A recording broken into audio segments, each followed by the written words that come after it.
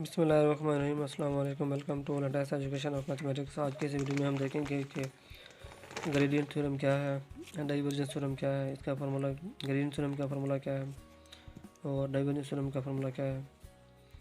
इसकी statement, gradient theorem की हम स्टेटमेंट को देखते हैं कि इफ़, वो कहता है कि स्टेटमेंट क्या है कि if P is a continuous scalar function in a region or bounded by a closed surface S, then double integral along a region or del phi ds is equal to double integral along a surface S phi n normal unit vector ds.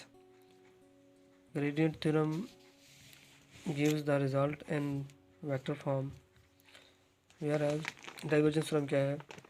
It is also, divergence theorem is also known as Gauss theorem, Ostrogradskis theorem. The green theorem gives rise to theorems Stokes theorem and Gauss theorem, which is known as divergence theorem.